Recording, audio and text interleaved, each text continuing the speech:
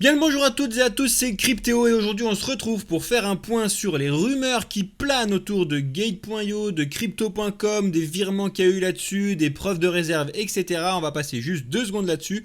Mais avant tout ça, je t'invite à mettre un like sous la vidéo, c'est le plus gros soutien que tu peux faire sur la chaîne. Abonne-toi et mets la cloche pour bien évidemment être au courant de quand je te poste une nouvelle vidéo. Et si t'es pas encore abonné à mes différents réseaux sociaux, je t'invite à le faire en barre de description. Allez, let's go, c'est parti. Bon alors t'es très certainement au fait que des rumeurs ont tourné autour de Gate.io et de Crypto.com parce qu'en fait Crypto.com a envoyé l'équivalent de 400 millions de dollars à Gate.io autour de l'audit de réserve de Gate.io. Alors effectivement on a la preuve de ça, regarde je te le montre.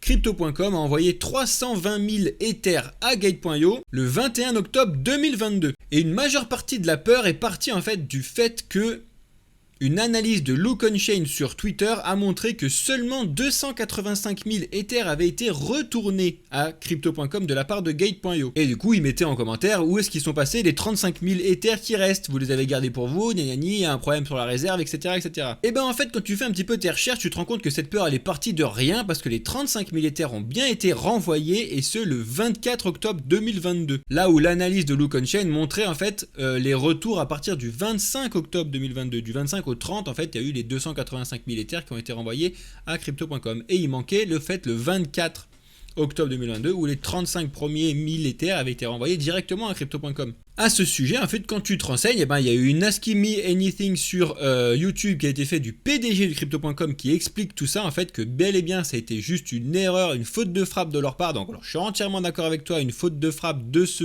type-là, c'est quand même assez grave, on va pas se le cacher, hein. Surtout que c'est pas la première fois, ils ont déjà fait ça. Ils avaient envoyé l'équivalent de 100 millions de dollars à une personne. Au lieu de lui envoyer 1000 balles, ils lui ont envoyé 100 000, je crois, enfin 100 millions, je crois, donc c'était un peu n'importe quoi. Bon, maintenant ils l'ont attaqué en justice, elle doit rendre, etc. Mais bon, ça fait quand même 2 erreurs pour le dos de Crypto.com, c'est quand même pas fou.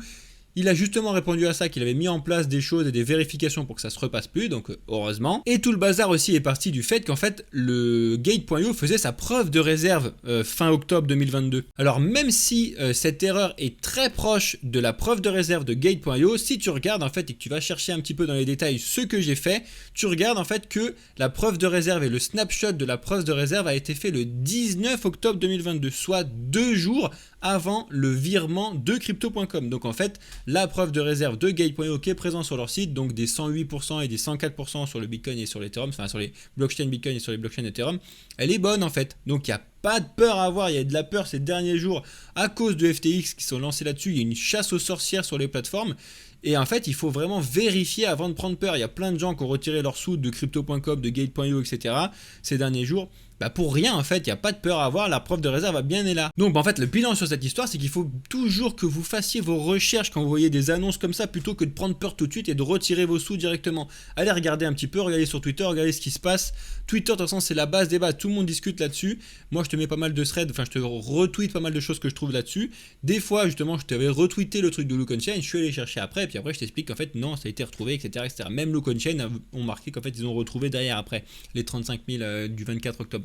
Bref. Par contre, la question qu'on peut se poser et qui est légitime de se poser, c'est quelle est la différence quand tu regardes les fonds de réserve? Est-ce que c'est bien les fonds de réserve des gens comme nous qui ont déposé leur argent sur Crypto.com, sur Gate.io, etc. Ou est-ce que ça prend aussi en compte leurs fonds propres à eux? Parce que tu te doutes bien que Crypto.com, Gate.io, Binance, etc. ils ont bien évidemment des fonds propres aussi à eux qu'ils utilisent pour leurs propres investissements, etc. Et le but du jeu, ce serait de prouver et de montrer à tout le monde que quand ils font des investissements, c'est avec leurs fonds propres de leur wallet à eux et pas nos fonds propres à nous, comme l'a fait FTX en fait. Ils devraient plutôt essayer de trouver de nous montrer une preuve de ça, c'est nos wallets à nous. En fait, s'ils veulent être complètement transparents, c'est le seul truc qu'ils peuvent faire. Voilà, ça c'est nos wallets personnels avec nos sous qu'on a gagnés, etc. en travaillant. Et ça c'est les wallets, qui détiennent votre argent à vous. Et ça, ce serait vraiment intéressant de faire ça. J'en profite sur cette vidéo pour vous faire une petite piqûre de rappel que en fait, quand toi, tu vas déposer tes sous sur n'importe quel exchange centralisé, que ce soit Binance, Gate.io, Kraken, FTX anciennement, etc., qu'est-ce qui se passe? En fait, toi, tu vas récupérer une adresse sur la blockchain en question. Donc, on va prendre Ethereum par exemple. Donc, tu as une adresse de dépôt quand tu vas le faire sur le site. Ok, jusque-là, tout va bien. Tu déposes tes Ethereum là-dessus. Et en fait, qu'est-ce qui se passe sur cette adresse-là? Si tu regardes sur Etherscan, donc c'est la blockchain Ethereum, tu vas regarder un petit peu ce qui se passe dessus. Tu verras que très peu de temps après ton virement de tes Ethers sur cette plateforme-là et sur cette adresse-là, tu verras qu'en fait, la plateforme en question, que ce soit Gate.io par exemple, ils vont prendre les Ethers qui sont sur ce wallet là pour les envoyer sur leur wallet de réserve à eux. C'est pour ça que, petite piqûre de rappel, les crypto-monnaies que vous déposez sur les CEX, donc sur les exchanges centralisés comme ceux que je viens de te citer, ne t'appartiennent pas directement. C'est sur leur wallet à eux et c'est eux qui ont tous les pouvoirs de faire ce qu'ils veulent dessus après.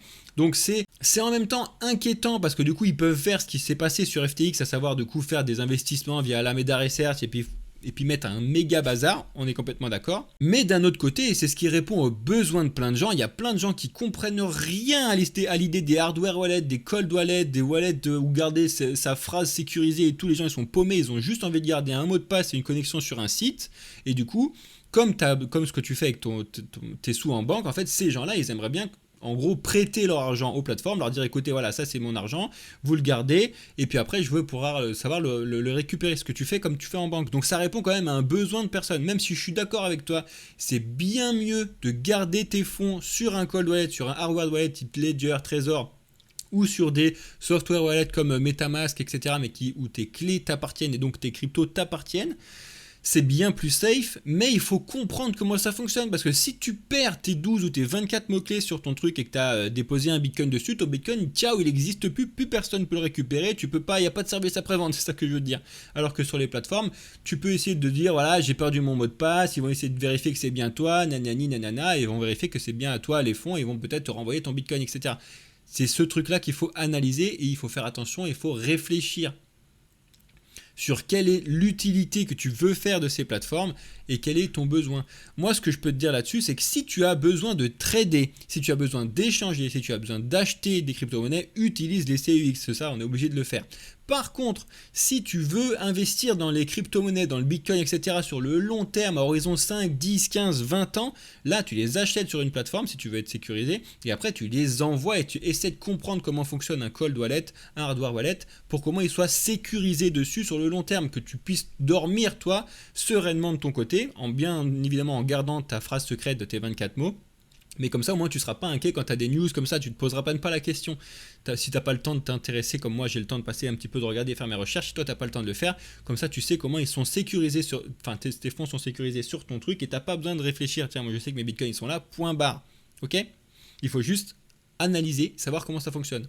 Voilà, donc c'était une petite vidéo que je voulais te faire sur le sujet un petit peu de la peur qu'il y a en ce moment et des preuves de réserve qu'il y a partout, même si... ah oui, je voulais finir là-dessus, c'était que... Il y a quand même une petite peur qui plane toujours au-dessus de crypto.com sur les 20% en Shiba qu'ils ont sur leur compte. Alors oui, normalement, la preuve de réserve montre qu'en fait, c'est 20% de la totalité des fonds qui sont investis sur crypto.com, c'est des Shiba qui sont détenus par toi et moi, en fait. Mais c'est quand même, moi je trouve ça étonnant, on est beaucoup à trouver ça étonnant qu'il y ait quand même ce chiffre exorbitant de Shiba qui soit posé sur crypto.com. Et c'est même pas des Doge, il y a plus de Shiba que du SDC, du SDT, plus de Shiba que d'Ethereum, etc. Donc la question est légitime de se poser de est-ce que c'est bien des Shiba à tout le monde ou est-ce que c'est une partie de leurs fonds à eux. C'est pour ça que je disais ça tout à l'heure, ça se trouve, eux, ils ont décidé d'investir dans du Shiba.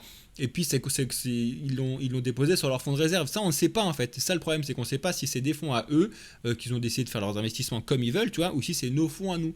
Et ça ils devraient pouvoir... nous, on devrait pouvoir le vérifier et catégoriser ces trucs-là.